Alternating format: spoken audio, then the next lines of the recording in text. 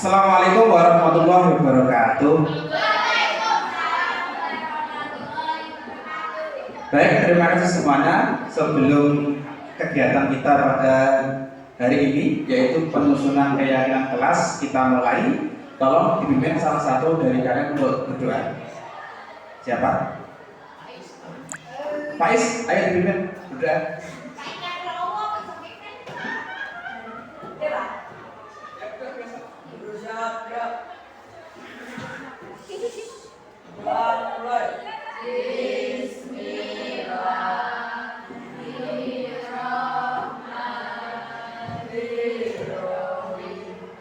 Baik, terima kasih. Bagaimana kabarnya? Adakah yang tidak masuk pada pagi hari ini? Ada. Baik. Nanti kegiatan kita adalah, kalau kalian biasanya di sekolah SD atau SMP itu ada yang namanya tata tertib kelas. Ada apa enggak? Atau kadang-kadang Bapak Ibu guru membuat suatu kesepakatan kelas yang tidak mengatakan PR harus gini. Pernah ada guru yang seperti itu. Nah, pada pagi hari ini kita akan membuat yang namanya keyakinan kelas, yaitu suatu sikap baik, dianggap baik oleh semua orang di sini, di Amerika, di Irian Jaya, semuanya itu menganggap baik. Contoh, sikap tanggung jawab, disiplin, saling menghormati, itu kan baik semuanya. Nah, kita akan membuat keyakinan kelas seperti itu. Untuk langkah pertama, sebelum kita membuat keyakinan kelas, Pak Latif mau mendata dulu kira-kira peraturan apa yang kita gunakan untuk membuat kelas kita ini menjadi teratur.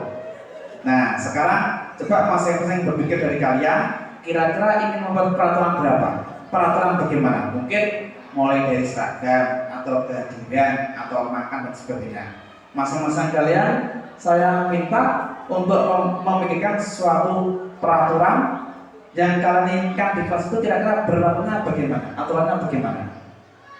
Dipikir 2 menit. Contoh, Pak, masuknya jam 7. Nah, Pak, tidak boleh membawa rokok. Pak, tidak boleh membawa HP. Nah, itu kan peraturan. Pak, tidak boleh bukunya ditinggal di kelas, buku paket. Nah, itu namanya peraturan. 2 menit. Atau mungkin yang akan menemukan peraturan bisa masuk ke depan, ditulis di sini. Peraturan kelas. Saya tulis dulu.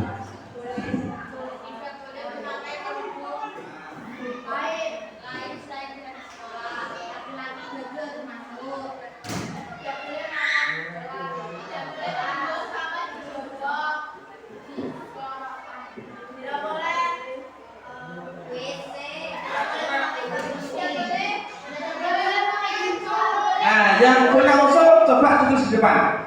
Gantian. Salah tidak apa-apa. Tadi ditulis mana? Tidak boleh apa, tidak boleh apa.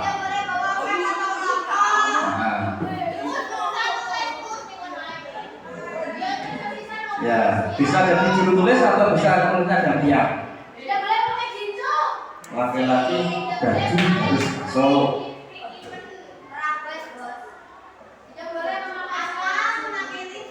Tidak boleh apa?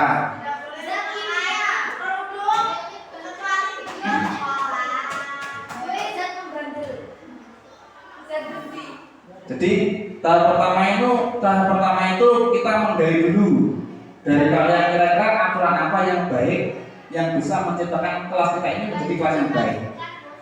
Baju masuk sudah poin nomor 1. Tidak boleh membuang sampah di glodok. Ya.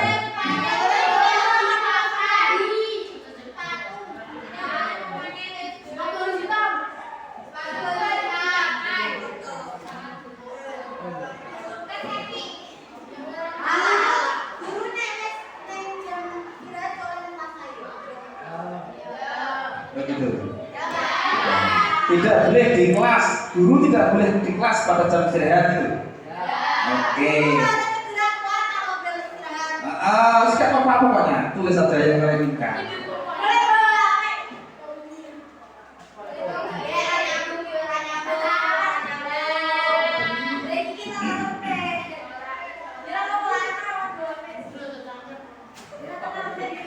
Mungkin ini kalau ada teman yang sedang berbicara bagaimana?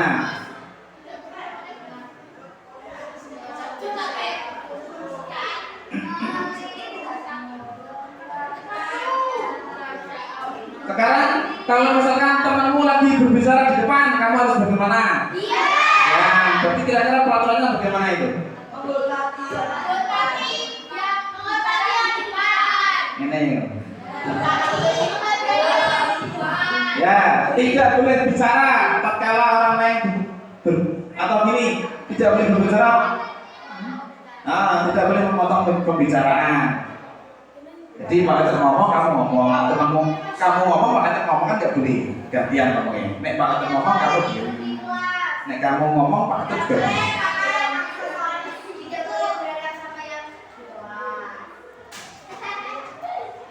Mungkin masuk jam berapa?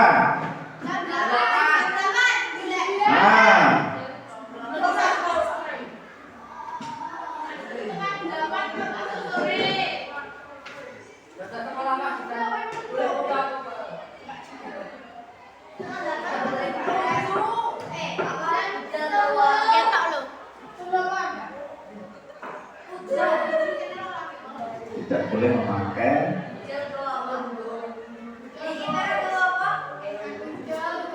sekarang dari kalimat-kalimat peraturan yang kalian tulis itu harus kita rubah menjadi kalimat positif sebagaimana poin nomor 3. Gantilah kalimat dalam bentuk negatif menjadi positif. Contoh, laki-laki baju harus masuk, itu boleh. Yang kedua, tidak boleh memakai kerudung yang tidak sekolah. Nah, ini kita rubah menjadi kalimat positif, yaitu memakai kerudung sesuai dengan aturan. Bisa dibantu Pak kita menulis ini. Coba. Yang nomor 2 itu dikasih garis miring, memakai kerudung sesuai peraturan sekolah. Yang nomor 3 itu tidak boleh menaruh sampah di gelodok. Kira-kira kalimat positifnya bagaimana?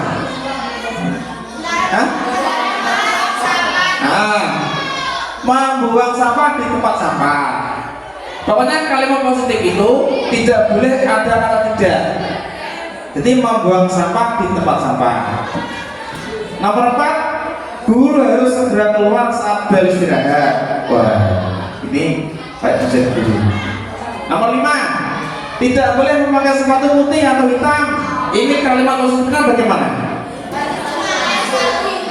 Memakai sepatu sesuai dengan aturan atau memakai sepatu hitam. Nomor 6, tidak boleh memotong pembicaraan. Ini kalimat positifnya gimana kira-kira?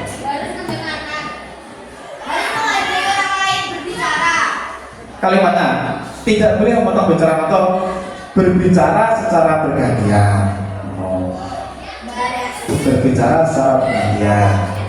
Yang ketujuh, masuk jam setengah 8. Ini kan jam 7 masuk atau setengah 8. Ganti itu, masuk jam 7. Yang ke-8, dilarang mengejek teman menggunakan nama orang tua. Itu kalimat negatif diganti menjadi kalimat positif. Memanggil teman dengan nama yang baik. Nah, memanggil teman dengan nama yang baik.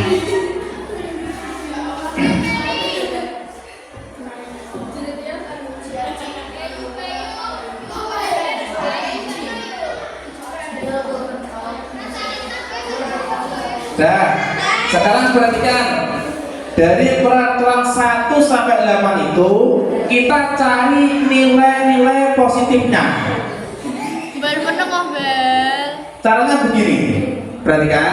Ini kan ada nilai-nilai positif, ada jujur, ada tanggung jawab. Kira-kira kalau laki-laki baju harus masuk itu nilai positifnya apa? Keyakinan kelasnya apa? Sopan kan? Tanggung jawab kan? Menghormati kan? Nah, ditulis, coba sering lupa, salah pembatas tulis terus. Yang nomor 1 itu kira-kira apa? Tulis nomor 1 Atau berapa lagi kalau gitu? Kamu di sana kerja berapa? Laki-laki baju harus masuk itu nilainya apa? Nilainya ada apa? Nilai kandungannya?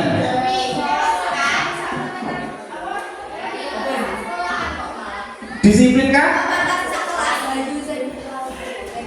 Ya, bisa disiplin, Puspa. Satu, disiplin. Terus yang kedua, itu ada tidak boleh memakai kerudung yang tidak dari sekolah atau memakai kerudung sesuai dengan aturan. Itu nilai positifnya apa? Tanggung jawab, boleh juga. Yang ketiga, membuang sampah pada tempatnya. Tanggung jawab boleh juga atau peduli. Yang keempat, guru harus segera keluar saat berpelajaran. Disiplin itu ya? Ya, disiplin. Yang kelima, memakai sepatu sesuai dengan aturan. Tanggung jawab atau disiplin? Tertib. Yang keenam, berbicara secara bergantian. Bisa saling menghargai. Nah, yang berikutnya masuk jam 7. Apa itu nilai-nilainya? Disiplin. Yang ke-8, dilarang mengajak teman. Kira-kira nilainya apa? Hah? Saling menghargai bisa. Saling menghargai. Nah, sudah. Nah, sekarang dari kelompok-kelompok ini nanti kalian buat tulisan di kertas manila.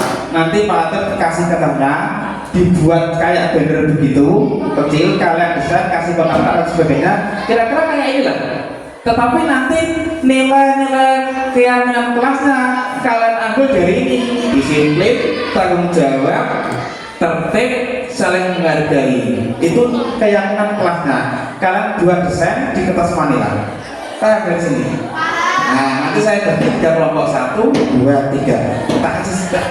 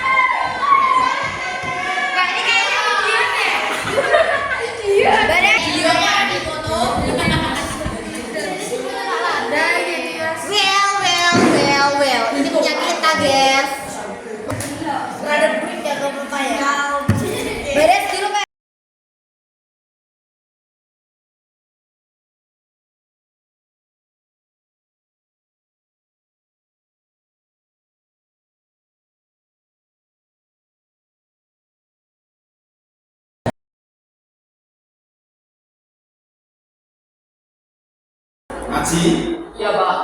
Saya dapat info dari Pak Rudi, katanya kamu habis rokok ya? Gimana kamu melakukannya? Iya Pak. Saya rokok di kamar mandi putra Pak. Kamu sudah lama merokok? Apakah orang tuamu tahu? Saya rokok sejak kelas 8 Pak. Dan orang tua saya belum tahu kalau saya rokok.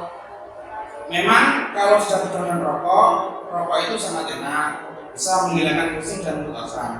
Pak Latif pun berdasarkan pengalaman teman-teman Pak Latif yang merokok bisa memahami bagaimana nikmatnya arah rokok itu. Pada waktu tukang Pak Rudi marah tidak? Pak Rudi marah Pak. Baik.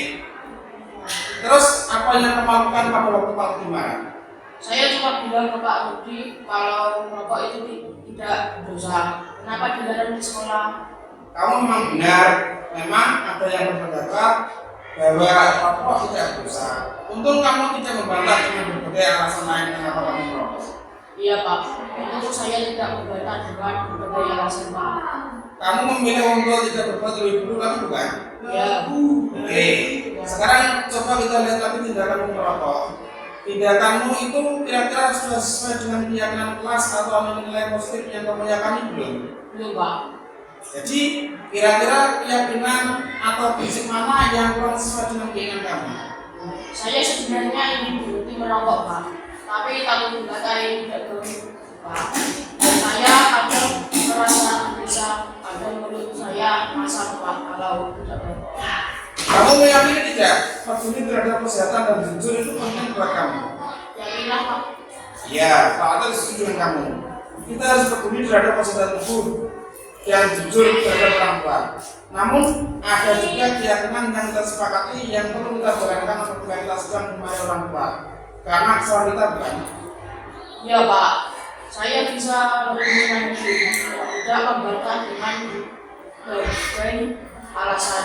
Karena saya sadar itu karena kesalahan saya, dan saya bisa berpikir akan melakukan apa selanjutnya. Kira-kira kamu bersedia memiliki masalah ini tidak? Bisa tidak Pak? Kalau kamu memperbaiki masalah ini, kamu mendidik orang seperti apa? Saya mungkin akan menjadi orang yang lebih peduli terhadap kesehatan Pak. Ya, jujur kepada orang tua. Iya, menurut kamu bagaimana rasanya mendidik orang seperti itu? Ya senang Pak, soalnya badan saya menjadi sehat dan lega karena tidak ada hal yang saya sembunyikan dari orang tua. Jadi bangga Pak. Baik, kalau begitu yuk kita lakukan bagaimana memperbaiki masalah ini.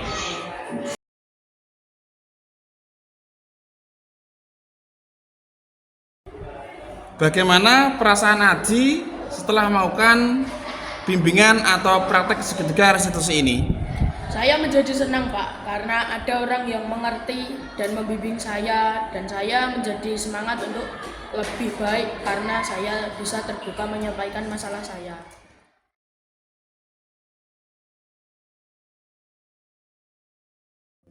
Alhamdulillah, asyhadu an la ilaha illallah, Allahumma shalli ala Muhammad.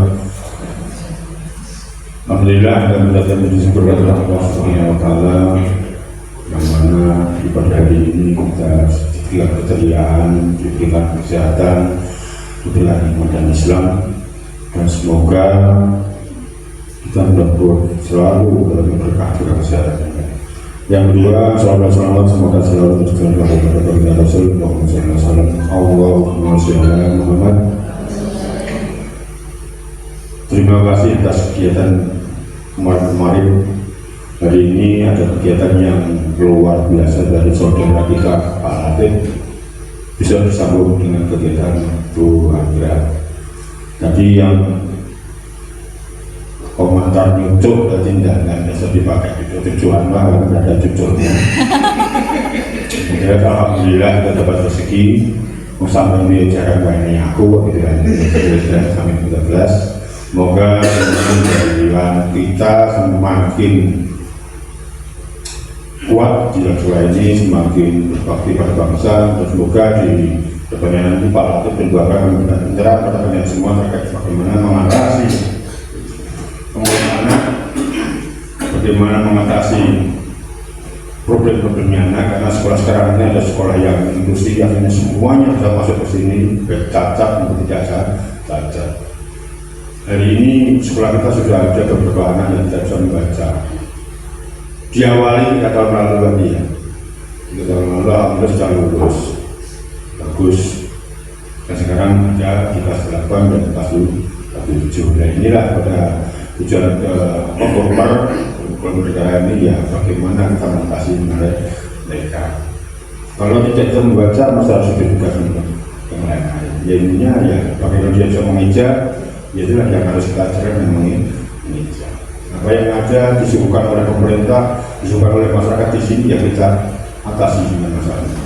Bukan era seperti kemarin-kemarin ketika saya jadi guru atau yang menjadi lama guru.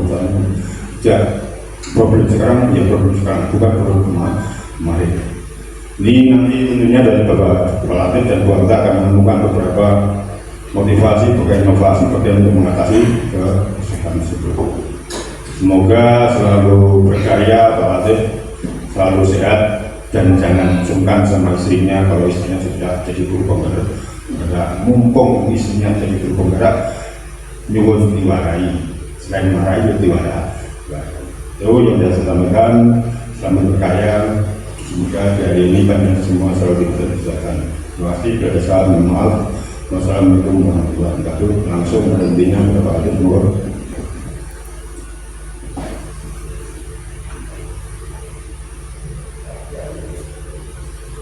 Assalamualaikum warahmatullahi wabarakatuh. Kepada yang terhormat Bapak Kepala SMPN Negeri 1 Kedewang, Bapak Ibu Guru SMPN Negeri 1 Kedewang yang kami hormati, pada kesempatan kali ini saya bermaksud akan menebarkan atau mensosialisasikan tentang budaya positif. Secara singkat, budaya positif itu bagaimana kita menangani siswa dengan kebutuhan-kebutuhan yang tertentu. Siswa yang sering kita sebut siswa yang punya kasus.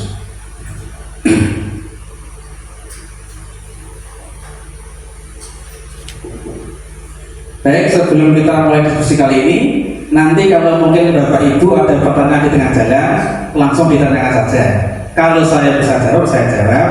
Kalau saya nggak bisa jawab, mungkin Bapak Ibu sekalian bisa bantu saya untuk jawab. Kalau kita semuanya nggak bisa jawab, nanti akan saya tanyakan ke orang yang lebih bisa lagi untuk menjawab. Jadi kalau nanti ada sesuatu yang ganjal, sesuatu yang mungkin ada untuk jenengan, langsung ditanyakan saja. Kalau saya bisa jawab, saya jawab. Kalau nggak bisa, mungkin dari Bapak Ibu sekalian ada yang bisa jawab, saya dibantu untuk menjawab. Sebelumnya kita buat kesepakatan diskusi terlebih dahulu. Jadi supaya nanti berjalannya enak, kita sepakati dulu. Yang pertama, saling menghormati. Ini sudah sering kita laksanakan, sudah biasa. Yang berikutnya berpikir terbuka. Jadi harapan saya, pengetahuan awal yang kita punya itu tidak kita jadikan saklek pasti benar. Jadi kita terbuka menerima pengetahuan baru. Kalau toh itu lebih baik, lebih logis, lebih bermanfaat, ya kenapa tidak?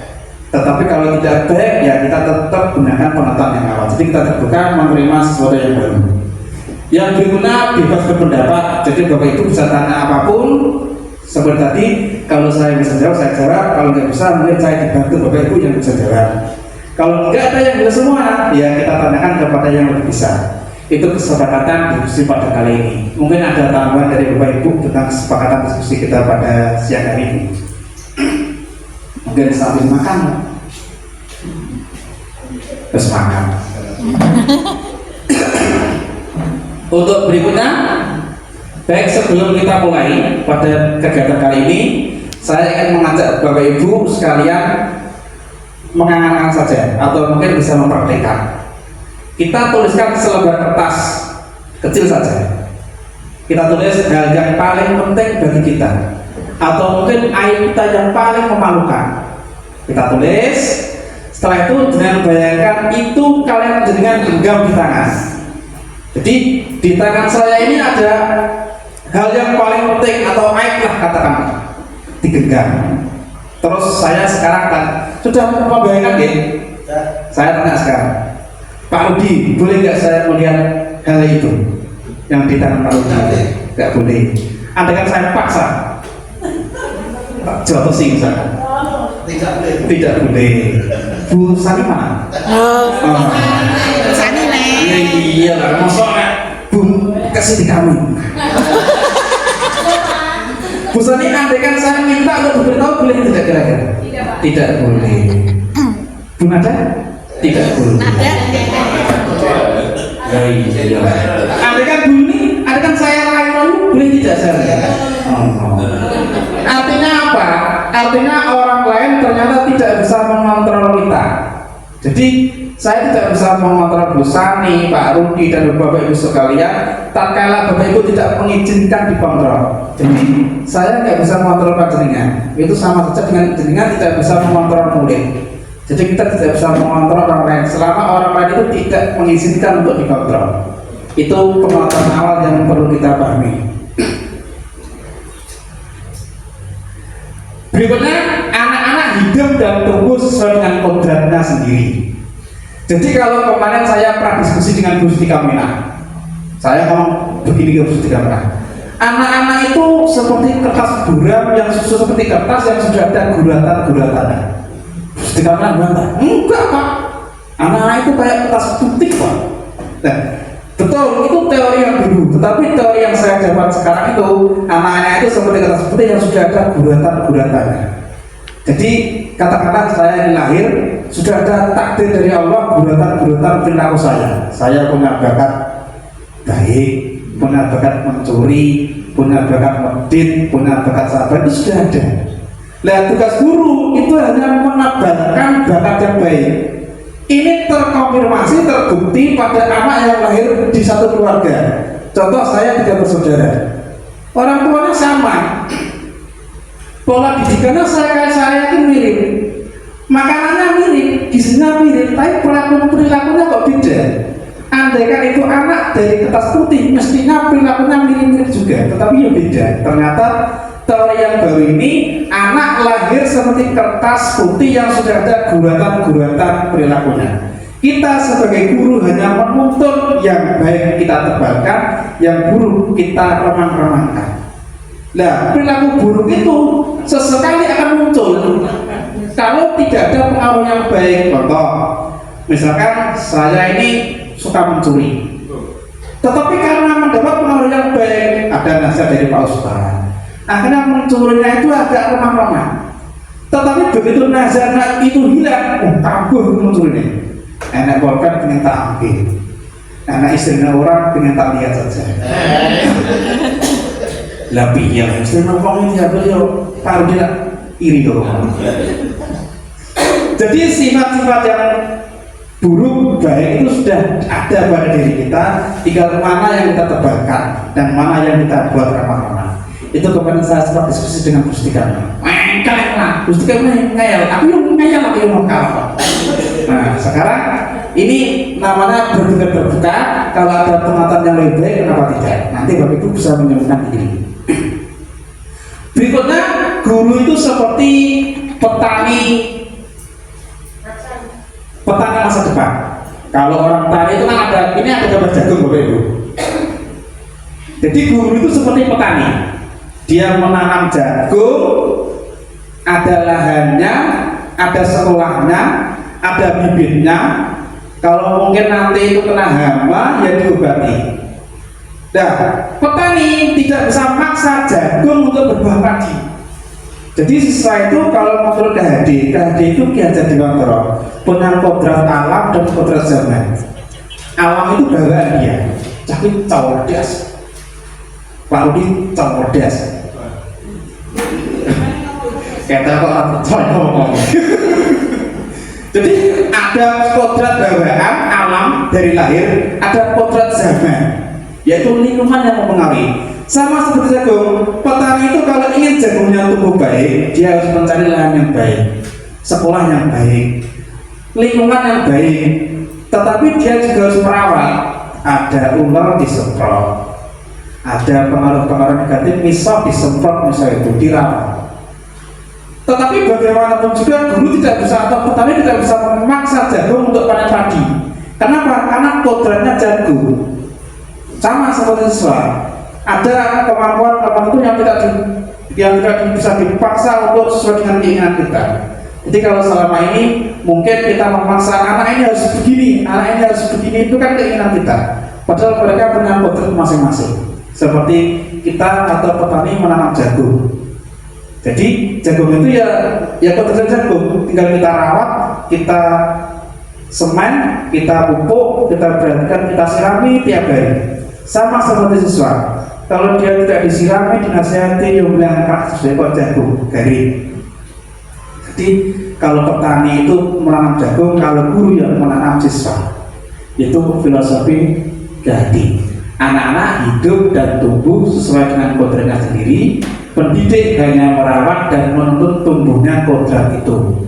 Sama seperti menanam jagung kalau petani. Di sini ada berbagai macam hama. Kalau di sekolah ada berbagai macam pengaruh perilaku buruk, bisa bisu, mencuri, bertengkar. Itu kalau cukup ya ular dan sebagainya.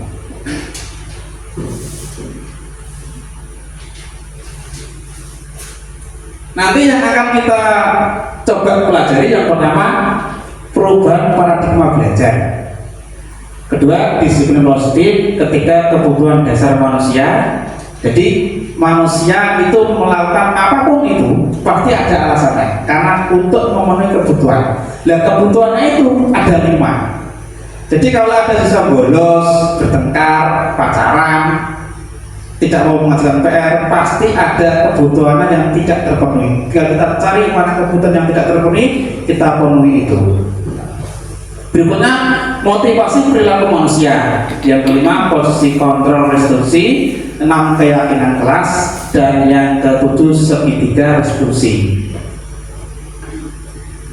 Yang pertama, ini tadi sudah kita lakukan dengan angan-angan, kita menggenggam yang paling berharga. Saya tidak bisa melihat genggaman jenengan. Kenapa? Itu sangat berharga. Artinya saya tidak bisa mengontrol jenengan dan jenengan juga tidak bisa mengontrol saya, kecuali saya izinkan. Itu berlaku juga pada siswa. Perubahan paradigma. Jadi ilusi guru mengontrol murid. Tadi buktinya saya tidak bisa mengontrol Pak Rudi. Kalau toh kita bisa mengontrol murid, besok bawa sepatu hitam, pakai sepatu hitam, itu sebenarnya karena dia mengizinkan dirinya untuk dikontrol oleh orang lain.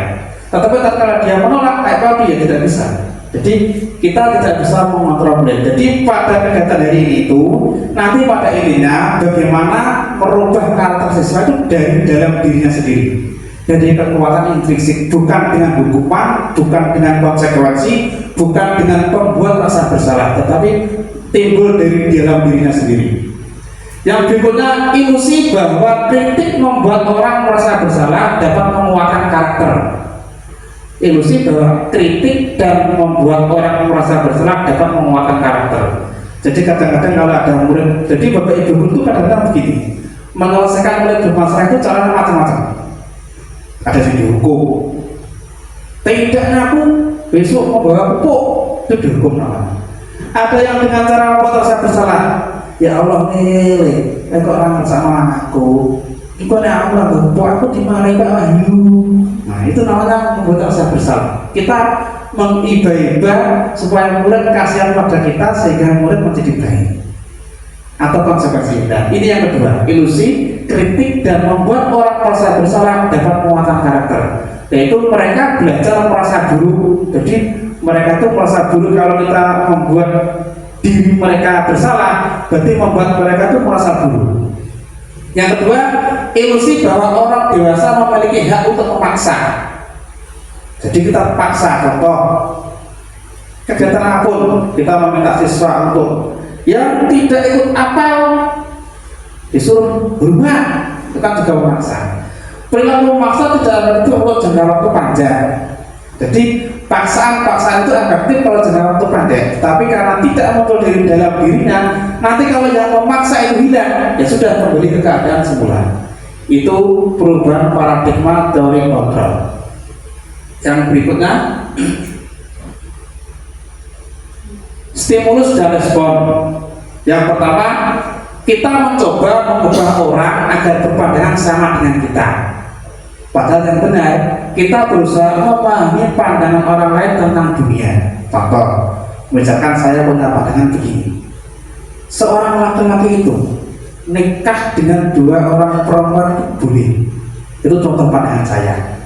Pak Rudi tidak setuju, orang setuju aku, mari rasa adil. Saya tidak bisa memaksa pandangan saya kepada Pak Rudi. Yang bisa saya lakukan, yang jelas saya berusaha memahami pandangan Pak Rudi. Jadi karena saya tidak bisa mengontrol Pak Rudi, saya tidak bisa memaksa Pak Rudi untuk menerima pandangan saya. Saya hanya berusaha memahami pandangan Pak Rudi. Yang berikutnya, perilaku buruk dilihat dari satu kesalahan. Padahal semua perilaku memiliki tujuan. Jadi semua kesalahan siswa itu pasti punya tujuan. Apa itu tujuannya? Untuk memenuhi kebutuhan dasarnya yang belum terpenuhi. Mungkin kasih sayang, mungkin untuk bertahan hidup dan lain sebagainya. Yang berikutnya, orang lain bisa mengontrol saya, padahal hanya Anda yang bisa mengontrol diri Anda. Tadi teori mengapa hal yang berharga tadi. Yang berikutnya, saya bisa mengontrol orang lain, padahal Anda tidak bisa mengontrol orang lain. Pemaksaan ada pada saat rujukan gagal, kolaborasi dan konsensus menciptakan pilihan-pilihan baru. Dan yang terakhir, model berpikir menang kalah, model berpikir menang menang. Jadi kalau saya tadi memaksa siswa untuk yang tidak ikut apel hormat di bawah bendera, kita memaksa saya menang, siswa kalah. Padahal yang baik sama-sama menangkan. Nanti itu akan kita coba pada materi yang terakhir.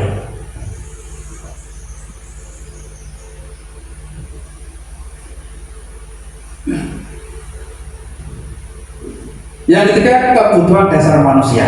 Nah, ini yang terjadi, ini yang menjadi alasan setiap orang kalau melakukan kesalahan. Yang pertama, kebutuhan bertahan hidup. Saya makan, tadi makan mie itu kebutuhan bertahan hidup. Iya, sampai Sampai izin suka makan mie. iya. Ini kebutuhan bertahan hidup. Siswa gajah itu bertahan hidup. Itu kebutuhan dasar manusia. Yang berikutnya, kasih sayang dan merasa diterima.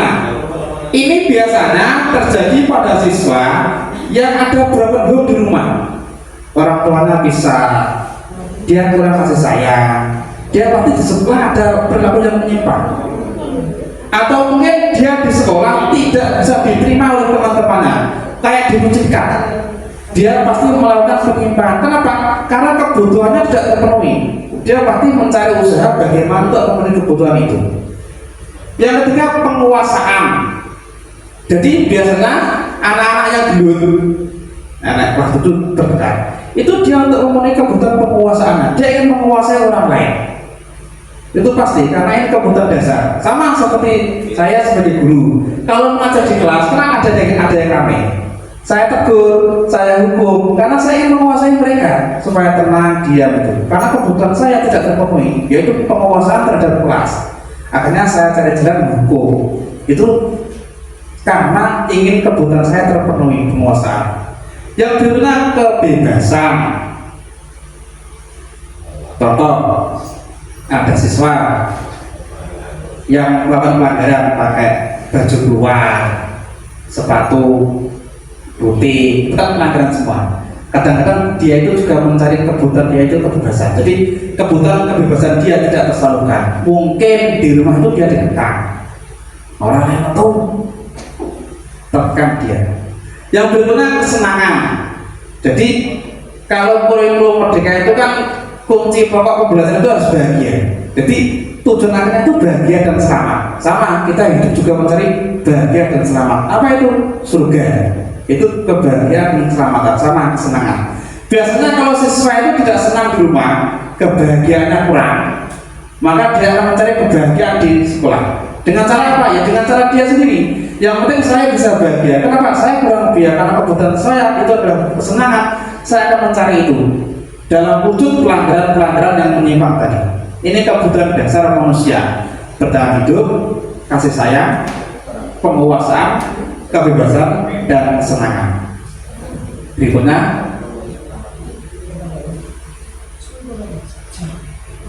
motivasi perilaku manusia. Jadi kalau kita melakukan apapun itu, atau siswa melakukan apapun itu, ada tiga yang melatar belakangi, ada tiga yang mendorong. Yang pertama, untuk menghindari hukuman. Sepatunya hukumnya, tidak dihukum Pak Rudi. Nah, beli sepatunya. Seperti dia itu mungkin pakai sepatu baju masuk untuk menghindari hukuman. Atau yang berikutnya, untuk mendapatkan imbalan. Kalau direksi yang dipasangin, itu ingin mendapatkan imbalan. Tetapi yang paling baik untuk menghargai diri sendiri. Kalau untuk menghindari hukuman, untuk mendapatkan imbalan, itu tak kalah yang menghukum dan yang memberi imbalan tidak ada, dia kembali ke kodrat awalnya. Tetapi kalau untuk menghargai dirinya sendiri, itu akan berlangsung terus-menerus. Nah, ini yang akan kita sasar nanti. Bagaimana menimbulkan kekuatan dari dalam itu untuk menuju kebaikan. Kalau hukuman, menghargai itu hanya sementara. Kalau yang menghukum tidak ada, yang menghargai tidak ada, ya sudah selesai. Memang efektif, tetapi untuk jangka panjangnya kurang baik. Yang berikutnya, pemikiran gade atau dianekdosis. Sebagai pendidik, tujuan kita adalah menciptakan anak-anak yang memiliki disiplin diri sehingga mereka bisa berperilaku dengan mengacu pada nilai-nilai kebajikan universal dan memiliki motivasi intrinsik, motivasi internal dari dalam. Aku pengen sinau tenanan cah, meskipun gak dihargai, meskipun gak dapat ranking, itu namanya motivasi dari dalam. Aku pengen sinau cah, bahwa DKI sertifikat itu dari luar. Bukan ekstrinsik, bukan motivasi dari luar yang berupa penghargaan maupun dukungan. Jadi ada nilai-nilai kebajikan universal yang menjadi tujuan siswa.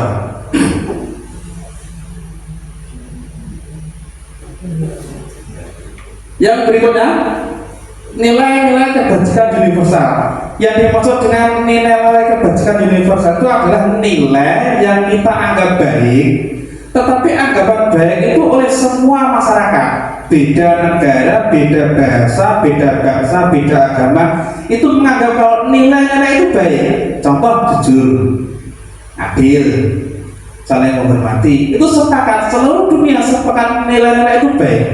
Tetapi dalam konteksnya sekolah, nilai-nilai kebaikan itu tercermin pada perilaku profil pelajar Pancasila yang ada 6 dimensi itu, yaitu beriman dan bertakwa, berkebinekaan global, gotong royong, mandiri, kreatif, dan bernalar kritis. Itu kalau nilai-nilai kebijakan di sekolah, yaitu tercantum dalam P5.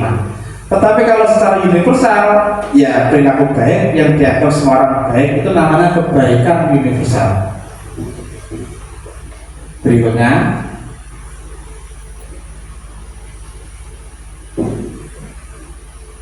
motivasi disiplin positif atau nilai-nilai kebajikan. Mungkin ada pertanyaan dulu, Pak.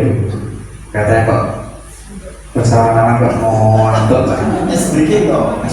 dengan kayak kok orang sampai dibully saya. Mungkin bukan ini ada pertanyaan. Seperti yang sudah disampaikan oleh Pak Ani barusan tentang anak-anak yang melakukan kesalahan pasti kebutuhannya tidak terpenuhi.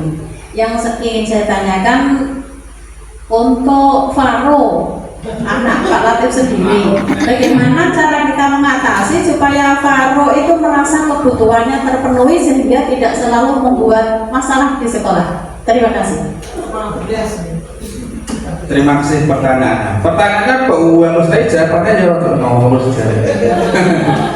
Jadi saya kira untuk menyelesaikan masalah itu kan harus diketahui dulu penyebabnya. Jadi kalau kita berkaca pada kebutuhan, ya kita lihat mungkin di rumah Faro itu kebutuhannya apa yang belum terpenuhi.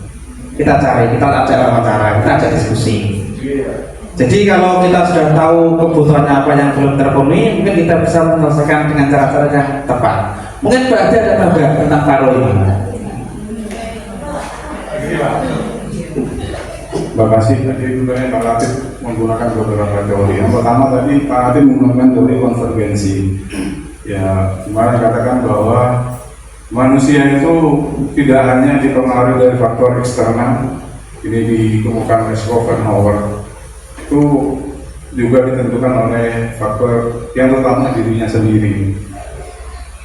Artinya yang menentukan perilaku manusia pada hakikatnya itu kembali akhirnya pada dirinya sendiri, karena manusia itu orang lain tidak punya kuasa. Makanya di sini adalah pentingnya bagi pendidik untuk menggugah bagaimana seseorang itu mengenal dirinya sendiri, tahu penyebabnya, dan lalu menyelesaikan masalahnya sendiri. Berkaitan tadi Pak Latif juga mengungkapkan tentang teori Johari Windu. Ada yang kita tahu, orang tahu, ada kita tahu, orang tidak tahu. Ada orang tidak tahu, kita tidak tahu. Ada yang kita sama-sama tidak tahu. Nah, ketika kita tugas kita salah satunya juga bahwa murid juga harus mengetahui apa yang tidak diketahui untuk dikembangkan. Ketika kadang-kadang murid juga tidak paham apa sebenarnya jadi penyebab dirinya sendiri. Seperti Pak Latif apa? Masalahnya apa? Karena itu kita bongkar sebenarnya. Dan membongkar dari sisi itu kita juga kadang-kadang mengalami kesulitan karena kadang-kadang anak sendiri kadang-kadang tidak tahu apa yang menjadi penyebabnya di sini. Di Bapak Ibu menangani siswa itu memang tidak semudah yang kita bayangkan. Kadang-kadang muridnya sendiri tidak tahu yang menjadi penyebabnya, keterbukaan dan latar belakang anak sendiri itu yang kadang-kadang jadi penyebabnya. Masalah Faru yang ini ya, berarti perlu Bapak Ibu tahu, Faru itu anaknya punya gangguan dalam hal penglihatan. Dia tidak bisa melihat, bahkan dekat itu sulitan ya, tapi tidak mengakui bahwa dirinya seperti itu. Disuruh pakai kacamata pun dia tidak mau, sehingga dia kesulitan. Akhirnya dia beraktivitas stereotipik, berlaku seperti apatis, mengganggu temannya, karena dia apa yang ditulis oleh guru tidak kelihatan itu sebenarnya, tapi dia tidak mengakui bahwa dia tidak melihat itu. Di permasalahan Faru di situ. Dan sementara dari orang tuanya sendiri, bapaknya juga ya kalau saya ceritakan orang Lampung juga kan, bapaknya seperti itu. Perlu diketahui Bapak Ibu sekalian, Faru permasalahan sementara itu di penglihatan. Tolong jangan cek Faru suruh baca dalam agak sudah bisa dia. Di apa yang dijelaskan guru membaca dan sebagainya itu dia tidak bisa mengikuti. Makanya ketika dia tidak bisa mengikuti sesuatu, maka aktivitasnya akan beraktivitas nyimpang begitu. Tapi dia tidak mau, saya paksa suruh pakai kacamata. Dia sudah diberikan kacamata, tapi tidak mau. Iya. Tolong jenengan cek nanti kalau mau mungkin jenengan bisa merayu Faru untuk pakai kacamata. Nanti paling pas apa ya? Iya. Di permasalahan ini, di penyimpangan, kadang-kadang penyimpangan perilaku itu juga disebabkan karena masalah kendala pada fisiknya. Termasuk dalam hal tadi kalau Faru itu, kalau saya lihat dari penyebabnya dari matanya, dia tidak bisa mengikuti sehari, mengganggu, umek dan sebagainya, karena dia tidak bisa melihat apa yang diterangkan oleh gurunya, bahkan apa yang dia baca itu sulitan sekali. Di sementara itu aja. Ya, terima kasih tadi tambahan dari Bati. Ini ada pertanyaan Bapak Ibu. Motivasi manakah yang saat ini paling banyak mendasari perilaku murid kita? Ini kira-kira dari motivasi murid kita itu berperilaku itu kira-kira yang paling banyak itu motivasi yang mana? Karena takut dihukum atau karena ingin dihargai, mendapat penghargaan? Takut dihukum. Jadi padahal hukuman itu cara yang paling terakhir kita tempuh kalau tidak bisa merubah siswa, seperti kenangan kelas. Itu tidak haram, tetapi cara yang paling terakhir dipilih kalau mentok kita tidak bisa menangani. Kayak kenangan kelas, motivasi hukuman karena takut dihukum. Pertanyaan berikutnya, nilai kebajikan apa yang berusaha Bapak Ibu tanamkan pada murid-murid di kelas? Jadi tadi ada murid-murid yang melakukan karena takut dihukum, kira-kira Bapak Ibu itu ingin menanamkan apa? Nilai-nilai apa? Nilai-nilai universal apa di kelas itu? Mungkin bisa disiplin, mungkin menghormati atau apa? Kira-kira apa? Tanggung jawab. Tanggung jawab. Bisa dirincikan dulu saya. Tanggung jawabnya bagaimana? Kalau mungkin dia tidak mengerjakan tugas, dia tahu oh ini tugas saya, tanggung jawab saya. Gitu. Iya, luar biasa rumusnya ini. Tanggung jawab. Yang berikutnya, apa strategi Bapak Ibu untuk menanamkan nilai tersebut pada murid? Kalau dengan pengen murid tanggung jawab, kira-kira strategi apa yang Bapak Ibu biasanya lakukan selama ini?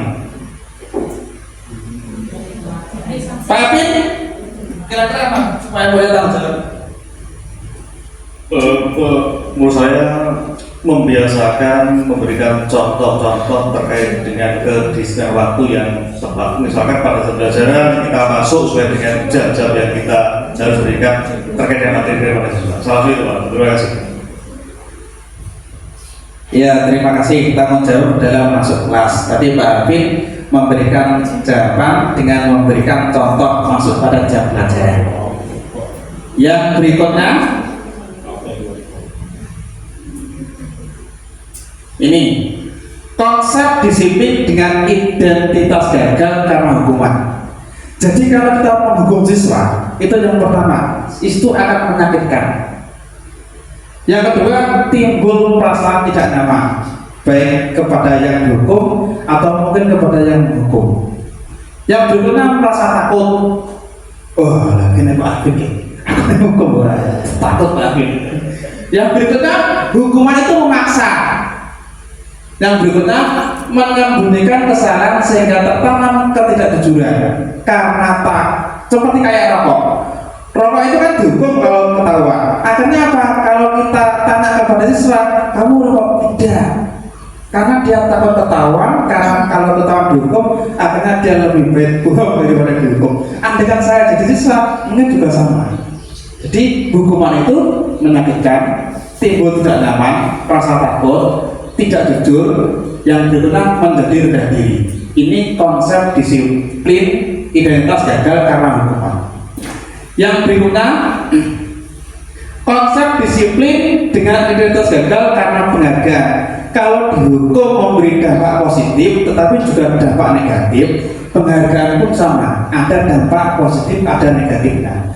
Nah, yang kami tambahkan di sini adalah dampak negatif dari penghargaan. Yang pertama, penghargaan merusak hubungan. Keterangannya, penghargaan menciptakan persaingan di dalam kelas dan persaingan menciptakan kecemasan. Inilah kenapa mungkin pada umur tidak ada peringkat. Nggak harus peringkat, saya untuk peringkat ini piye rasanya terus. Itu mungkin yang melatar belakang. Yang berikutnya, mereka yang percaya tidak memiliki kesempatan untuk mendapatkan penghargaan akan berhenti mencoba. Mungkin Faro itu tidak akan pernah mencoba mendapatkan peringkat 1. Kenapa? Karena mungkin dia pikir, aku sekarang mungkin muka aku peringkat 1. Akhirnya dia serah untuk cicis, usaha. Nah ini yang dimaksud penghargaan merusak hubungan. Jadi ada dampak negatif, ada dampak positif. Yang kami soroti dampak negatif. Berikutnya, penghargaan tidak efektif, yaitu orang yang berusaha berhenti merokok atau diet, menguruskan badan, bila diberikan penghargaan hampir pasti tidak berhasil. Tapi kalau nggak ngopi tak kasih penghargaan, ya tidak berhasil. Tetapi kalau dari dalam dirinya insya Allah berhasil. Itu. Yang berikutnya, jika kita memberikan suatu penghargaan untuk melakukan sesuatu, maka harus terus menerus. Jadi seperti kebersihan kelas ini ada penghargaan. Itu kalau diberi terus menerus ya bersih terus kelasnya. Tetapi kalau penghargaannya berhenti, kalau kita subali dengan teknik-teknik yang lain, maka juga akan berhenti kebersihan kelasnya. Yang berikutnya, pengaruh jangka pendek, yaitu penghargaan efektif jika kita menginginkan seorang melakukan sesuatu yang kita inginkan dalam jangka waktu pendek. Yang menanam tanaman di depan kelas akan diberi hadiah, itu copot karena jangka pendek. Tetapi jangka panjangnya akan rusak lagi. Sama seperti yang Pak Nasri gaungkan tanaman jajan itu ya berkaprah awal-awalnya, tetapi karena tidak dari dalam hati siswa, ya siswa enggan untuk merawat. Kenapa? Karena berbasis penghargaan berupa nilai. Itu dampak negatif dari penghargaan. Meskipun ada juga dampak positif yang tidak bisa kita nafikan. Yang berikutnya, bentuk program kebijakan. Dalam memberikan apresiasi atau pengakuan perlu diikat. Pertama, beri pengakuan secara khusus. Jadi kalau dengan ingin memberi peringkat kepada siswa atau memberi apresiasi kepada siswa, berikanlah kepada seluruh siswa. Jadi kalau murid jenengan 32, ya dikasih apresiasi semuanya. Si A, ini putra jenengan ahli dalam olahraga. Si B, ini ahli dalam Poli, si CO ini ahli matematika. Jadi ketika 32 itu diberi penghargaan semuanya dengan bidangnya masing-masing. Jangan 1, 2, 3 peringkat 1, peringkat 2, 3 yang lain tidak ada. Jadi kalau mau memberi penghargaan diberikan secara khusus per orang. Yang berikutnya, beri pengakuan kepada semua murid tadi. Yang berikutnya, beri pengakuan secara konsisten terus menerus. Dan fokus pada proses, kita perhatikan proses anak tersebut dalam kegiatan belajar dan mengajar.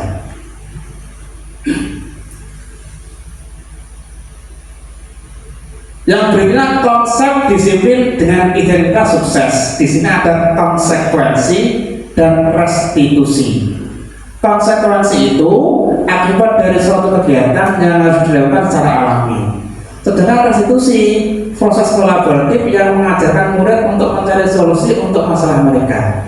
Jadi ada yang namanya hukuman, ada yang namanya konsekuensi, ada restitusi, dan ada yang namanya hukuman dan konsekuensi. Contoh, kalau pelajaran bahasa Inggris telat, saya suruh lari muter lapangan, itu namanya hukuman.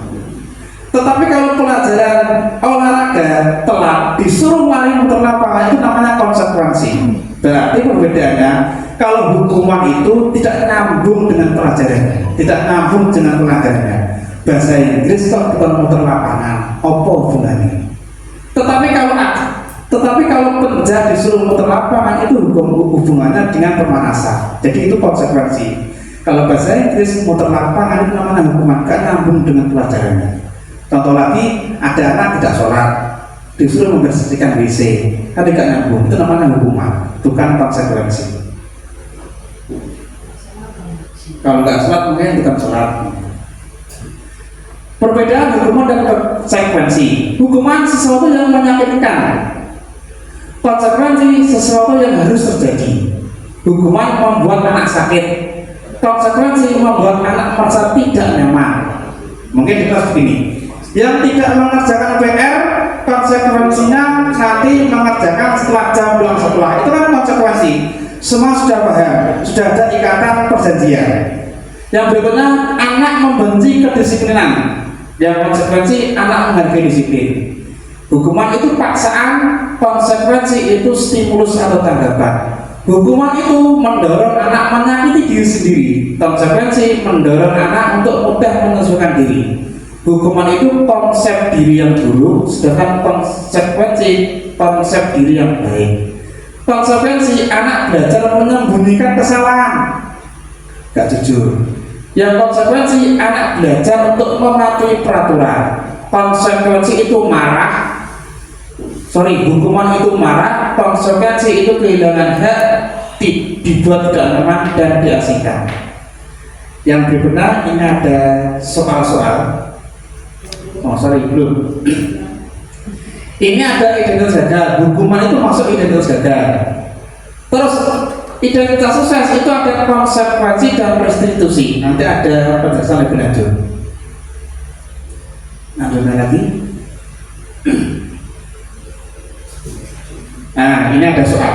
Soal pertama, dengan nanti menentukan ini hukuman atau konsekuensi. Mencatat 100 kali di dalam buku kalimat saya tidak akan terlambat lagi karena terlambat ke sekolah. Ini hukuman atau konsekuensi? Tak tulis saya dulu ya, jadi nanti ingat. Hukuman. Yang kedua, lari mengelilingi lapangan basket 2 kali karena terlambat hadir di sekolah. Hukuman. Yang berikutnya, membersihkan coretan yang dibuatnya di meja tulis. Konsekuensi. Mana iso sebar. Yang berikutnya, murid diminta untuk push up 15 kali karena tidak menggunakan masker ke sekolah. Hukuman. Berikutnya, menggantikan kertas tugas teman yang telah dicoret-coret. Konsekuensi. Berikutnya, berjemur di lapangan basket pukul 12 siang karena ngobrol dengan teman. Hukuman. Berikutnya, lari mengelilingi lapangan basket 2 kali karena terlambat 10 menit pelajaran berjurutan. Konsekuensi. Ini pelajaran berjurutan hukuman Pak. Ya saya kan kemana ada hubungan dengan beliau. Ya kita lihat kunci jawabannya. Ini apa itu? Yang pertama itu hukuman. Lari mengelilingi basket itu hukuman karena tidak ada di sekolah. Kalau mungkin tidak ada di sekolah itu konsekuensinya itu menambah jam pelajaran. Tapi gurunya saya kesel. Telat 15 menit nanti pulangnya molor 15 menit karena dia telat 15 menit. Itu mungkin baru konsekuensi. Push up hukuman, mengerti atas konsekuensi. Intinya kalau hukumannya itu linear dengan pelanggarannya itu konsekuensi. Kalau tidak nyambung dengan pelanggaran itu hukuman. Orang sholat ngepel, orang sholat nyambung orang sholat ngepel bisa itu jelas hukuman. Karena orang sholat ngepel mau sholat. Nah ini yang berikutnya, Mengapa tidak peraturan saja? Mengapa harus keyakinan kelas? Untuk mendukung motivasi intrinsik atau motivasi dari dalam, kembalikan nilai-nilai keyakinan lebih menggerakkan seorang dibandingkan mengikuti serangkaian peraturan-peraturan. Jadi pada intinya sekarang itu diminta guru-guru itu untuk menuntut siswa menumbuhkan kekuatan intrinsiknya. Memang agak susah supaya dia mau menjadi lebih baik, bukan dengan cara hukuman atau konsekuensi, karena semuanya itu jangkanya pendek, hukuman, penghargaan dan lain sebagainya itu. Jadi goalnya nanti bagaimana menumbuhkan kekuatan diri dalam, memang agak lama waktunya. Keyakinan kelas. Jadi nanti tadi saya dengan 9C itu membuat keyakinan kelas.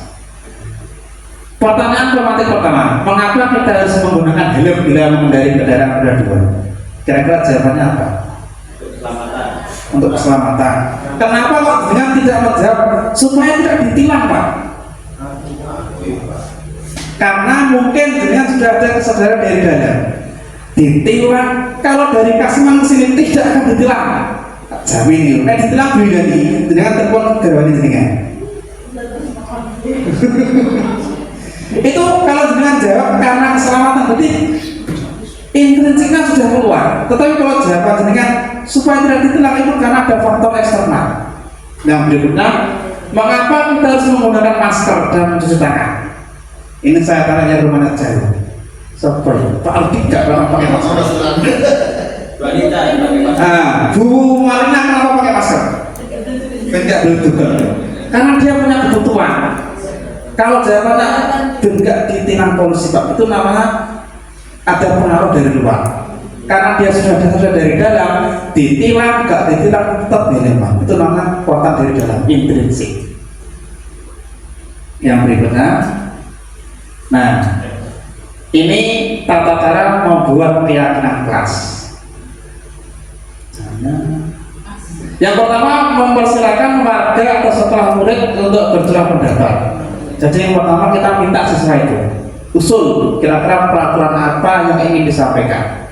Tadi ada yang jawab, kalau ngomong gantian Pak, tidak boleh membawa HP. Atau mungkin Bapak Ibu bisa minta tolong Pak Dwi untuk menulis nanti di depan. Peraturan ini kita anggap sebagai siswa, kita membuat peraturan kelas. Ya mungkin 5 atau 7 peraturan saja untuk mempraktekkan keyakinan kelas ini. Mungkin 1 menit untuk memikirkan kira-kira mau usul peraturan apa.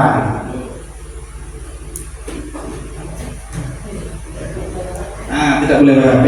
Bisa minta tolong Pak Dwi untuk tulis, tidak boleh membawa HP. Posisi kamera? Betul makan.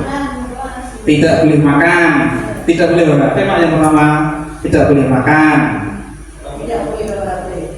Bu Yuliani? Tidak boleh merokok, tidak boleh tok pokoknya. Bu Marlina? Hah? Tidak boleh makan, tidak boleh bawa HP, tidak boleh merokok. Bu Nada? Izin ke toilet 1 kali. Wah, ini aku boleh.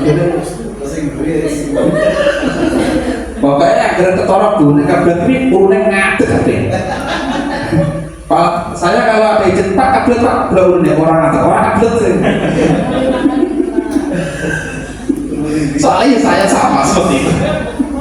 Anak saya ada ulang contoh peraturan kelas. Tidak boleh ngobrol selama pelajaran. Nah, ini kita cukupkan sampai 5 saja. Nah, ternyata usulan dari jenengan itu katanya tidak boleh semuanya. Kita lihat di poin yang ke-3. Gantilah kalimat-kalimat dalam bentuk negatif menjadi positif. Jadi tidak boleh membawa HP itu kalau aturnya sekarang kurang baik, diganti menjadi kalimat yang positif. Contoh itu ada, jangan berlari di kelas atau koridor, dirubah menjadi berjalanlah di kelas. Kalau aturannya disuruh tidak boleh bawa HP, bisa kita ubah. Kira-kira kalau tidak boleh membawa HP itu kalimat positifnya bagaimana? Simpan HP di rumah. Nah, bisa membawa HP sesuai dengan instruksi dari ibu guru, itu cukup bisa. Tidak boleh makan, kira-kira instruksinya bagaimana? Nah, makanlah pada jam istirahat. Berikutnya tidak boleh apa? Merokok. Instruksinya kira-kira? Merokoknya di rumah ini maksudnya. Jauhi rokok. Merokoklah jika sudah memperoleh keberhasilan. Kalimatnya diubah. Jadi tidak boleh itu dihilangkan. Menjadi kalimat positif. Yang berikutnya tidak boleh tidur. Tidur malam. Mungkin bisa dirubah. Mungkin bisa dirubah bagaimana ini? Tidak boleh tidur. Ya mungkin di kelas. Tidak boleh tidur di kelas. Kemudian kalimat positifnya Juga pada waktunya. ya harus terjaga pada jam pelajaran. Mungkin begitu. Kayak ini kan tidak boleh lari, disuruh berjalan. Kalau tidak boleh tidur, berarti disuruh terjaga pada jam pelajaran. Tidak boleh bicara sendiri.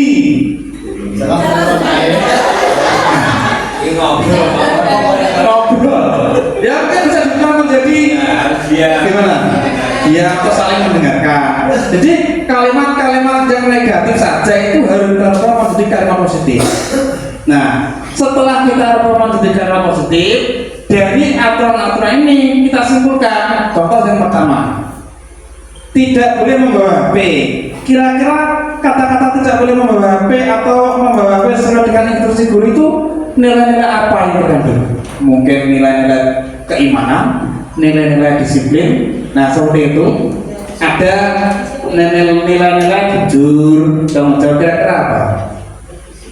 Yang pertama, bawa HP itu mungkin nilai disiplinan. Yang berikutnya tentang makan, bisa menghargai disiplinan atau menghargai. Tidak boleh merokok, ini bisa menghargai yang tidak merokok atau disiplin. Yang berikutnya tidak boleh tidur, ini apa? Menghargai masa tulang atau bocah. Ini menghargai nilai-nilai keyakinan kelasnya, saling menghargai. Yang berikutnya tidak boleh bicara sendiri, ini kan saling menghargai. Jadi keyakinan kelas itu nilai-nilai universal yang baik itu kita tulis minimal 3-7, tidak boleh banyak-banyak supaya mudah diingat.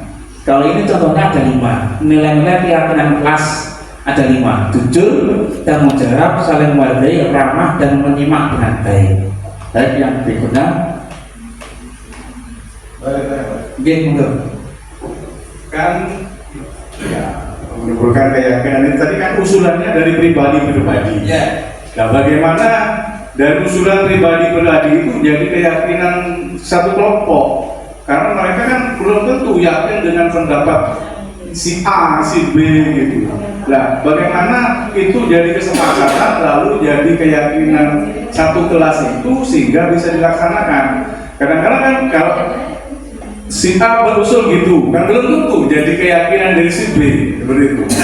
Karena keyakinan kan penting, keyakinan itu hal yang mendasar. Orang melaksanakan sesuatu termasuk dalam hal agama. Kalau orang tuh yakin tentang agama itu mau dibantah seperti apapun tidak bisa. Karena itu suatu masuk keyakinan dalam hatinya. Bagaimana keyakinan individu menjadi keyakinan kelompok. Baik, terima kasih Mbak Adi. Memang pada awalnya ini kita gali dari seluruh siswa, tetapi juga kita menggalinya tidak serta-merta pure siswa, kita tidak berperan. Karena di awal tadi kan guru sebagai penuntut, jadi pada waktu kita menggali juga sekaligus menuntut. Ini pernah saya tanyakan kepada PP pada waktu lokakarya di Bojonegoro. Pada waktu itu di zaman begini, bagaimana mungkin anak yang di sekolah ini di sekolah belum ada?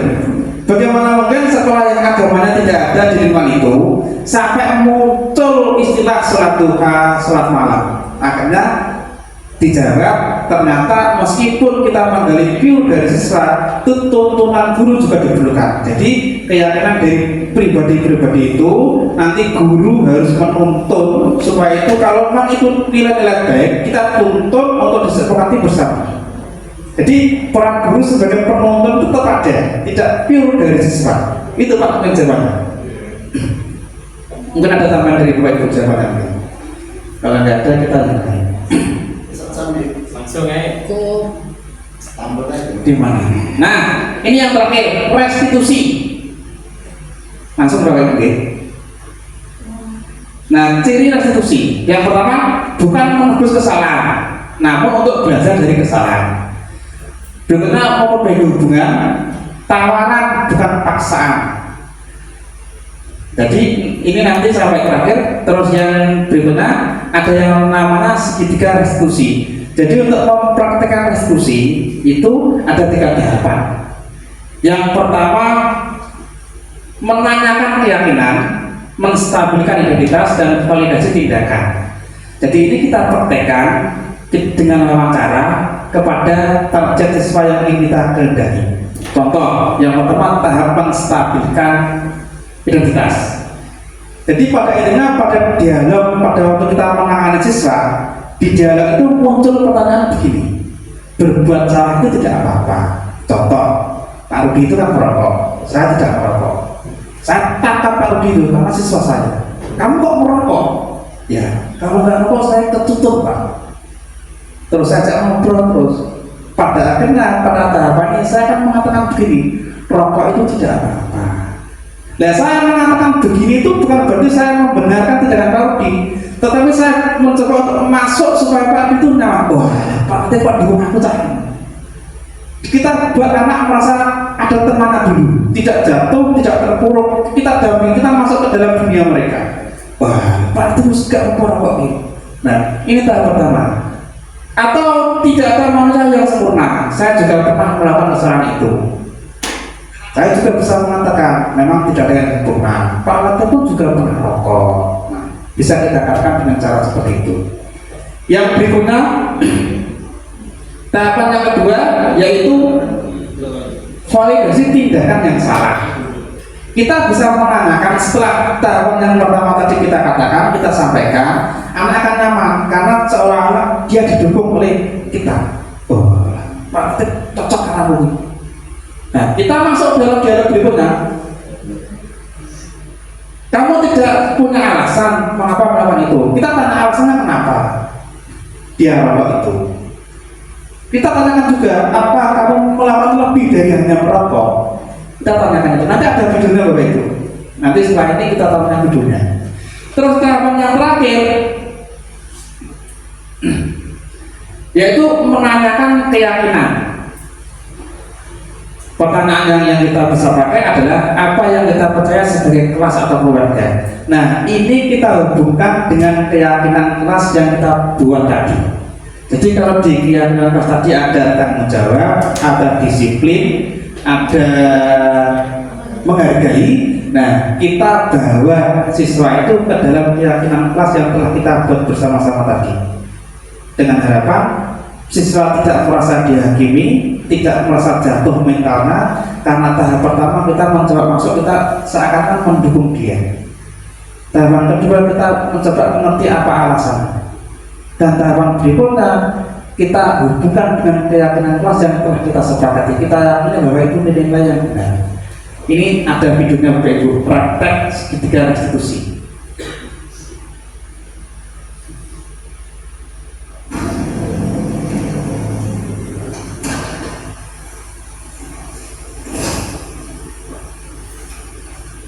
Siang Sarah. Siang Pak.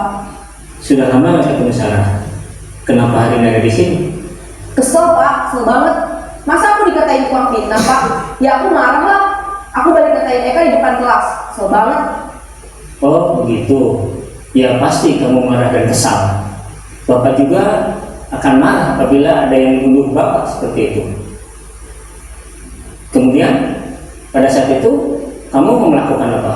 Ya saya langsung ngatain Eka lah Pak. Kesel banget. Saya bentak-bentak dia depan teman-teman lain. Oh begitu. Pasti kamu melakukan seperti itu karena suatu alasan tertentu, bukan? Iyalah, masa saya diam saja Pak? Ya saya bela diri lah. Masa saya dituduh tukang fitnah? Ya wajar lah. Mempertahankan harga diri itu sesuatu yang penting buat kamu. Untung kamu tidak bertindak lebih gegabah lagi, hanya membentak-bentak. Iya Pak. Untung saya masih bersabar dan hanya membentak saja. Sudah gemes padahal, saya pasti bela diri lah. Ya pasti ya. Tapi kamu memilih untuk tetap bertahan dan bersabar. Kamu memilih untuk tidak berbuat lebih parah lagi, bukan? Iya. Nah, sekarang coba kita lihat lagi tindakan kamu yang bentak-bentak Eka di kelas. Tindakan kamu itu kira-kira sesuai dengan keyakinan kelas atau prinsip kamu tidak? Enggak lah Pak. Capek Pak jadi pemarah. Jadi keyakinan atau prinsip mana yang kurang sesuai dengan keinginan kamu? Ya, saya sebenarnya sangat menghargai orang lain. Mungkin saat itu saya menjadi emosi, jadi tidak menunjukkan sikap itu. Kamu meyakini tidak?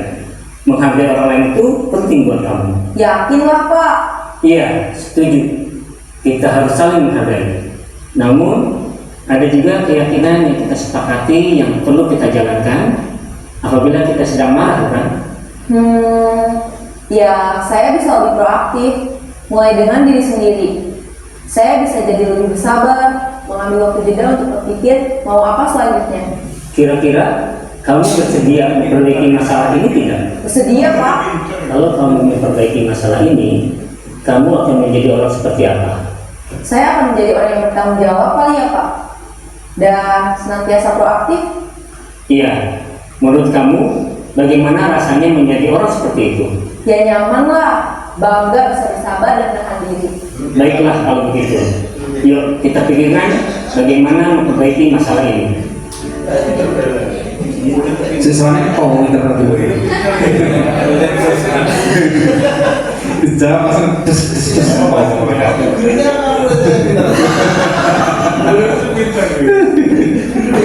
Jadi pada dasarnya restitusi itu kita ingin memperbaiki siswa yang menguntungkan dari kekuatan dari dalamnya. Apakah kalau kita sudah menerapkan restitusi hukuman konsekuensi tidak perlu? Ya tetap sesuai dengan kondisi. Jadi kalau toh kita memberi konsekuensi, tapi restitusi itu hendaknya dilakukan. Kenapa? Untuk menjaga mental siswa itu supaya tidak terpuruk. Dia tidak down. Jangan-jangan dihukum dia malah malu. Jangan-jangan dia diberi konsekuensi malah tidak sekolah. Kayak dulu pernah ada bagian diberi konsekuensi malah sawan. Cocok ini. Jadi ini restitusi. Bagaimana kita memperbaiki masalah siswa, tapi dengan cara menumbuhkan dari intrinsiknya, dari dalam dirinya. Nah, ini 5 posisi kontrol restitusi. Yang pertama ini posisi guru pada saat ini. Yang pertama sebagai penghukum. Jadi guru yang paling bawah itu kalau mengontrol siswa dengan cara menghukum. Orang bang pokoknya tak banteng, dia menghukum namanya. Lebih naik pangkat lagi menjadi pembuat rasa bersalah. Ya Allah nih, mau gak sama Pak Rapi. Tolonglah disapu pimpinan kepala di Mari Wahyu dan membuat rasa bersalah. Ngerepok-ngerepok, meminta belas kasihan murid. Terus naik lagi menjadi teman. Ya kayak kalau kita ngobrol dengan teman bagaimana itu menjadi teman. Terus menjadi pemantau. Kalau menjadi pemantau itu biasanya kita memberi konsekuensi. Yang tidak mengerjakan PR nanti pulangnya telat mengerjakan dengan Pak Ratib, itu namanya pemantau, memberi konsekuensi. Dan yang paling atas sebagai manajer. Kalau sebagai manajer nanti yang dilakukan adalah restitusi tadi. Itu kalau manajer. Kalau pemantau yang dilakukan memberi konsekuensi. Kalau sebagai hukuman yang menghukum dia. Ini 5 posisi kontrol restitusi.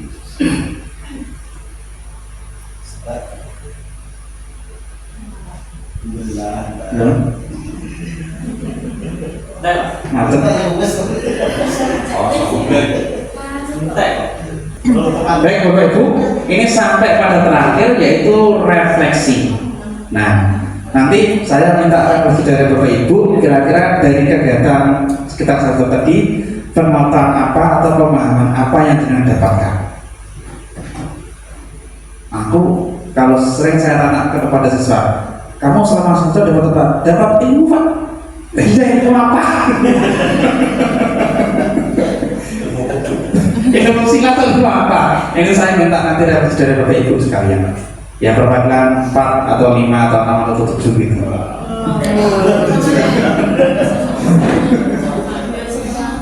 Mungkin Pak Adi dulu, terima kasih. Bolehnya kita hapus dulu kepada semua. Terima kasih Pak Dim. Di sini kita bisa mengetahui bahwa bagaimana kita memperlakukan siswa. Tapi ini secara teologis, tapi untuk melaksanakannya agak sulit karena kita kadang-kadang dibenturkan dengan permasalahan kita sendiri. Tapi ini yang luar biasa perlu diterapkan, bagaimana kita menerapkan disiplin positif, bagaimana konferensi, hukuman, dan restitusi tadi itu perlu kita praktekkan secara walaupun saya yakin untuk di sini seperti tadi dia begitu lancar ya, malah gurunya kayak kalah pintar dengan muridnya. Tapi itu pengalaman luar biasa. Terima kasih Pak Hakim, itu luar biasa. Laluan yang sangat berharga bagaimana kita memperlakukan murid ke depannya tentang hukuman, tentang konsekuensi dan sebagainya, sehingga kadang-kadang perilaku kita tanpa kita disadari itu membekas secara psikologis pada anak yang berakibat tidak pada hal yang positif akan dibawa hal-hal negatif itu pada kehidupan anak selanjutnya. Sekali lagi terima kasih pengalamannya luar biasa buat kita lagi. Tepuk tangan untuk kalian semuanya.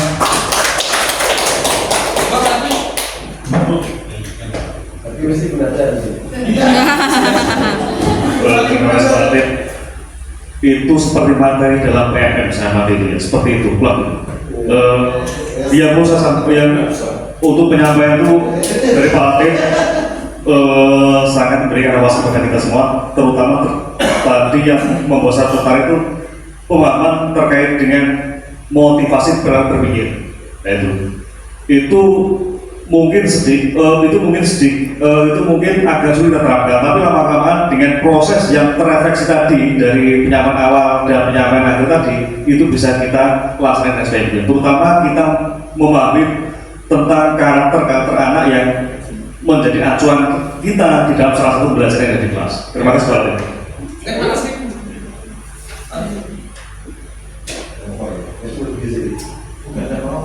Assalamualaikum warahmatullahi wabarakatuh. Terima kasih Pak Latif dan ilmunya. Jangan tanya ilmu apa. Tapi memang dari yang saya terima, memang menumbuhkan keyakinan itu bagus kalau berhasil. Nah, tapi menurut saya hukuman-hukuman yang bersifat efek yang bersifat sementara, baik hukuman maupun proses itu tetap harus dilaksanakan. Harus dilakukan karena apa? Tidak semua anak itu bisa ditumbuhkan keyakinannya. Kalau kita di dalam Islam itu ada yang memang benar-benar sadar, tetapi ada juga yang bersifat hukuman. Nah, seperti contoh ketika mencuri tangannya dipotong, melakukan zina dicambuk, disambut seperti itu. Nah, dan bagi saya untuk menggunakan perlu, tetapi untuk melakukan konsekuensi atau hukuman itu juga diperlukan. Itu Pak. Terima kasih.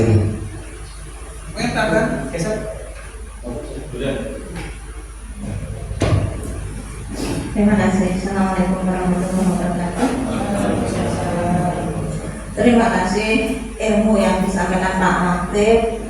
Kalau kemarin mungkin kita semua sepertinya sudah pernah mengerjakan soal-soal terkait itu, tapi ya hanya mengerjakan saja, membaca sepintas, mengerjakan soalnya juga sepintas, tapi dengan penjelasan dari Pak Latif itu mungkin kita bisa lebih memahami dengan jelas, dengan contoh-contoh yang diberikan. Terutama di sini memang yang paling banyak sekali kita lakukan selama ini, terutama saya sampai terkenalnya MIT itu karena selalu menggunakan hukuman. Ya sebetulnya semua Bapak Ibu guru itu tidak ingin yang namanya menghukum, Pak. Kalau bisa pinginnya ya ditumbuhkan kesadarannya untuk tidak melakukan lagi. Dia menyadari kalau itu tidak baik terus tidak dilakukan. Tapi kenyataannya kadang sekali, 2 kali, 3 kali itu masih saja begitu, akhirnya tentang hukuman seperti itu. Tapi dengan ilmu ini mudah-mudahan kita semua juga introspeksi diri juga, bahwa murid kita juga perlu diperhatikan, perlu istilahnya memanusiakan manusia lah, istilahnya seperti itu, sehingga kita bisa membuat hukuman yang tidak seperti hukuman, atau mungkin istilahnya tadi dikatakan seperti konsekuensi, atau apa Pak satunya tadi? Membuat rasa bersalah. Ya, membuat rasa bersalah, satunya tadi. Ya, itu yang tadi yang ketiga itu. Jadi selain hukuman, kita tadi bisa ada yang namanya konsekuensi, untuk anak itu bisa menyadari kesalahannya, sehingga paling tidak kalau toh kita melakukan untuk drastis mungkin nggak bisa Pak kita lepas dari hukuman, ya mohon maaf, mungkin tetap hukuman itu kita berikan, tapi minimal itu sudah tidak hukuman yang ekstrim lah, mungkin hukuman yang sifatnya mendidik atau lebih cenderung ke konsekuensi tadi. Seperti itu kiranya Bapak yang bisa sampaikan. Terima kasih. Assalamualaikum warahmatullahi wabarakatuh. Bu Sani? Oh, kan Bu Sani lagi. Yang pojok dulu, bukan anu. Berapa besar bentuk. Baik Pak, dari pemaparan tadi yang sudah Bapak Latif sampaikan, memberikan pemahaman baru bagi saya. Tadi terkait yang pertama itu teori dari Ki Hajar Dewantara, di mana kita sebagai guru harus bisa menuntun putra-putrinya atau anak didiknya sesuai dengan kodrat alam dan kodrat zamannya. Kemudian kita sebagai guru juga tadi ternyata dalam menanggapi atau dalam menangani siswa yang yang bermasalah itu ternyata yang paling baik itu menggunakan segitiga restitusi tadi nih Pak, sehingga guru lebih mengajak siswanya berbicara lebih dalam lagi, sehingga siswa lebih nyaman untuk mengatakan apa yang menjadi penyebab anak tersebut melakukan hal yang kurang baik, seperti itu Pak. Terima kasih. Bunada, minta Bunada. Terima kasih untuk materinya Pak Latif, materi yang sangat luar biasa. Terima kasih. Jadi dari diskusi kita siang ini yang saya dapatkan adalah bahwa seperti yang dikatakan Bu Sani, anak itu bukanlah lembar kosong, tapi ini dalam hal karakter. Mungkin munculnya pepatah bahwa anak itu adalah selembar kertas putih, itu hubungannya ke dosa mungkin ya Pak ya, bukan ke karakter anak. Oke, terus selama ini saya mendapatkan pengetahuan tentang tadi reward dan punishment di teori behaviorisme. Dengan materi siang ini, pengetahuan itu disempurnakan bahwa dalam mendidik anak tidak harus dengan menghukum dan memberi hadiah, tapi perlunya kita kemampuan untuk restitusi tadi ya Pak. Jadi mungkin restitusi tadi itu fungsinya untuk menumbuhkan motivasi dari dalam diri, sedangkan yang hukuman dan reward tadi motivasi dari luar. Terima kasih. Udah bisa lagi? Kok ditambahin ya? Assalamualaikum warahmatullahi wabarakatuh. Terima kasih atas waktunya yang diberikan kepada saya. Dari pemaparan Pak Latif sangat luar biasa. Mungkin dulu waktu saya kuliah ada materi mata kuliah sosial emosional. Jadi mungkin ini ada kaitannya dengan pendidikan Ki Hajar Dewantara. Bagaimana kita sebagai guru mungkin harus memberikan contoh terlebih dahulu di depan. Jadi ketika anak-anak diminta untuk tertib, kita sebagai guru harus menciptakan banyak baik dan positif. Itu Pak. Terima kasih. Assalamualaikum warahmatullahi wabarakatuh. Waalaikumsalam warahmatullahi wabarakatuh. Memang kemarin pada waktu elaborasi itu memang tidak mengharamkan hukuman, tetapi tetap ada kemungkinan seperti kemungkinan tidak naik. Orang kok haram tidak naik di kumur itu. Kalau mentok ya itu digunakan. Tetapi derajatnya itu yang paling dalam hukuman konsekuensi yang paling tinggi institusi. Mungkin dari saya cukup sekian. Mohon maaf apabila ada kesalahan. Assalamualaikum warahmatullahi wabarakatuh.